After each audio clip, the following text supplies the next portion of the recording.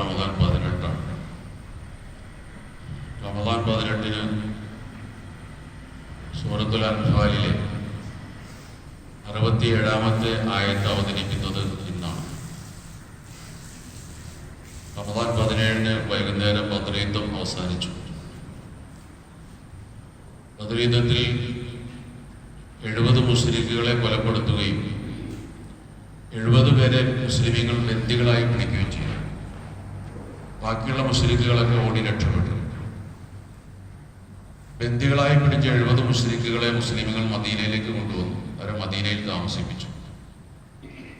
അവരെ എന്ത് ചെയ്യണമെന്ന വിഷയത്തിൽ അള്ളാഹുവിന്റെ ഭാഗത്ത് പ്രത്യേകിച്ച് നിർദ്ദേശമൊന്നും വന്നിട്ടില്ല. അതുകൊണ്ട് പിറ്റേന്ന് രാവിലെ റമദാൻ 18 രാവിലെ നബി സല്ലല്ലാഹു അലൈഹി വസല്ലം സഹാബാക്കളോട് കൂടി ആലോചിച്ചു. 70 മുശ്രിക്കുകൾ നമ്മുടെ കീഴിൽ യുദ്ധത്തടവുകാരായിട്ടുണ്ട്, അവരെന്ത് ചെയ്യണം? അള്ളാഹു പ്രത്യേകിച്ചൊന്നും നിർദ്ദേശിച്ചിട്ടില്ല. സാധാരണ രീതിയിൽ അക്കാലത്ത് യുദ്ധത്തടവുകാരെ ചെയ്യുന്നത് ചിലപ്പോൾ കൊന്നുകളയാറുണ്ട്, ചിലരുടെ കയ്യിൽ നിന്ന് മോചനദ്രവ്യം വാങ്ങി വിടാറുണ്ട്, ചിലരെ നിരുപാധികം വിട്ടയക്കാറുണ്ട്, അല്ലെങ്കിൽ മുസ്ലിമീങ്ങളുടെ അടിമകളായിട്ട് അവരെ ഉപയോഗപ്പെടുത്താറുണ്ട്. ഈ 4 രീതിയാണ് അന്ന് നടപ്പിലുള്ളത്. ഇവരെന്ത് ചെയ്യണമെന്നൊരു തീരുമാനം പടച്ചു പറഞ്ഞിട്ടില്ല. കൂടിയാലോചിച്ചു അബൂബക്കർ സിദ്ദീഖ് റളിയല്ലാഹു അൻഹു പറഞ്ഞത്, നമുക്കിവരെ താങ്കളുടെ കുടുംബക്കാരാണ്, ഖുറൈശികളാണ്, താങ്കളുടെ ബന്ധുക്കളാണ്, അതുകൊണ്ട് തന്നെ നമുക്കവരെ വെറുതെ വിടാം. അവരുടെ മോചനദ്രവ്യം വാങ്ങി വിടുകയാണെങ്കിൽ പിന്നെ എന്തെങ്കിലും ഒരു മുസ്ലിം ആകുകയാണെങ്കിൽ അവർ അത് നല്ലതാണല്ലോ. കൊന്നുകളഞ്ഞാൽ അവർ അവസരമില്ലാതാകും. തന്നെയല്ല, അവരുടെ നമുക്ക് പൈസ കിട്ടുകയാണെങ്കിൽ നമ്മുടെ സാമ്പത്തിക കാര്യങ്ങൾ നടക്കുകയും ചെയ്യും.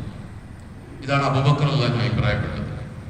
ഉമർ റളിയല്ലാഹു അൻഹു പറഞ്ഞു, അല്ല, ഒരിക്കലും വെറുതെ വിടരുത്, കൊന്നുകളയണം. കാരണം ഇവര് നമ്മളെ മക്കയിൽ നിന്ന് ഫിത്ന ഉണ്ടാക്കി ആട്ടിപ്പുറത്താക്കിയ ആളുകൾ. ഇവരെ കൊല്ലുന്നതിനേക്കാൾ വലുതാണ് ഇവരെ നമുക്കെതിരുണ്ടാക്കിയ ഫിത്നകൾ. അതുകൊണ്ട് നമ്മുടെ മനസ്സിൽ ഇവരോടൊരു കാരുണ്യവും ഇല്ല എന്ന് അറിയിക്കാൻ വേണ്ടി കൊന്നുകളയണമെന്നാണ് ഉമർ റളിയല്ലാഹു അൻഹു അഭിപ്രായപ്പെട്ടത്. നബി സല്ലല്ലാഹു അലൈഹി വസല്ലം രണ്ടുപേരുടെയും ഈ അഭിപ്രായങ്ങളെ 2 പ്രവാചകന്മാരുടെ നിലപാടുകളോട് സാദൃശ്യപ്പെടുത്തി. അബൂബക്കറിനോട് പറഞ്ഞു, നീ ഈസാ നബിയെ പോലെയാണ്. ഈസാ നബി ശത്രുക്കളോട് വലിയ കരുണയുള്ള ആളായിരുന്നു. ഉമറിനോട് പറഞ്ഞു, നീ മൂസയെ പോലെയാണ്. മൂസാ നബി ശത്രുക്കളോട് കഠിനമായ നിലപാട് സ്വീകരിച്ച ആളാണ്. ഏതായിരുന്നാലും നബി സല്ലല്ലാഹു അലൈഹി വസല്ലം അബൂബക്കർ റളിയല്ലാഹുവിന്റെ അഭിപ്രായം സ്വീകരിച്ചുകൊണ്ട് ഇവരെല്ലാം മോചനദ്രവ്യം വാങ്ങി വെറുതെ വിടാൻ തീരുമാനിച്ചു. അങ്ങനെ ഓരോരുത്തരോടും മോചനദ്രവ്യം കൊണ്ടുവരാൻ വേണ്ടി ആവശ്യപ്പെട്ടു. ചില ആളുകൾ 4000 ദിർഹം, ചിലർ 5000 ദിർഹം ഒക്കെ കൊണ്ടുപോയി കൊടുത്ത് രക്ഷപ്പെട്ടു. കയ്യിലൊന്നും ഇല്ലാത്ത ആളുകളോട് പറഞ്ഞു, നിങ്ങൾക്ക് അക്ഷരാഭ്യാസം ഉണ്ടെങ്കിൽ നിങ്ങൾ ഞങ്ങളുടെ കൂട്ടത്തിൽ അറിവ് എഴുതാനും വായിക്കാനും അറിയില്ലാത്ത കുറെ ആൾക്കാരുണ്ട്, അവരെ അറിവ് പഠിപ്പിക്കുകയാണെങ്കിൽ നിങ്ങളെ വിടാന്ന് പറഞ്ഞു. അങ്ങനെയും വേറെ ചിലരെ വിട്ടു.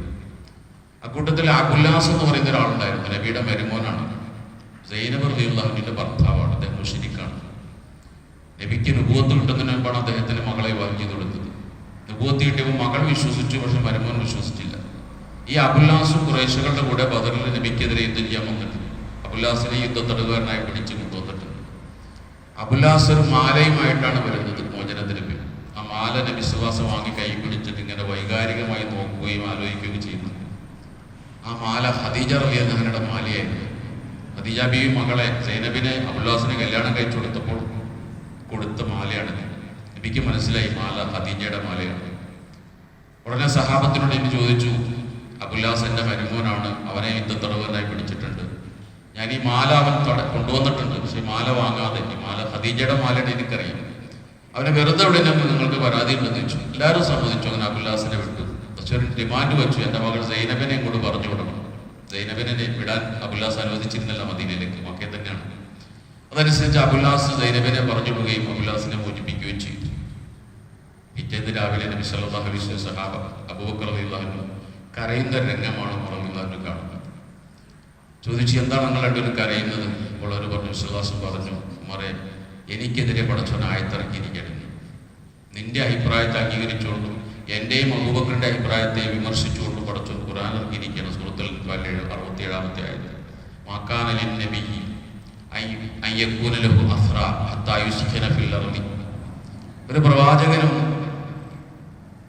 യുദ്ധത്തടവുകാരെ വച്ചുകൊണ്ടിരിക്കുക എന്നുള്ളത് അവർക്ക് അനുയോജ്യമല്ല.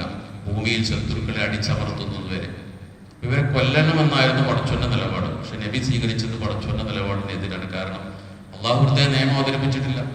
അപ്പോൾ ശത്രുക്കളെ ശരിക്കും അടിച്ചമർത്തുന്നത് വരെ ബന്ദികളെ വച്ചുകൊണ്ടിരിക്കരുതായിരുന്നു, ബന്ദികളെ കൊല്ലണമായിരുന്നു എന്ന് പറഞ്ഞുകൊണ്ട് നബിയുടെ തീരുമാനത്തെ ആക്ഷേപിച്ചുകൊണ്ട് അല്ലാഹു തആല സൂറത്തുൽ അൻഫാലിലെ 67-ാമത്തെ ആയത്ത് അവതരിപ്പിച്ച ദിവസമാണ് വിശുദ്ധമായ റമദാനിന്റെ 18-ാമത്തെ ദിവസം.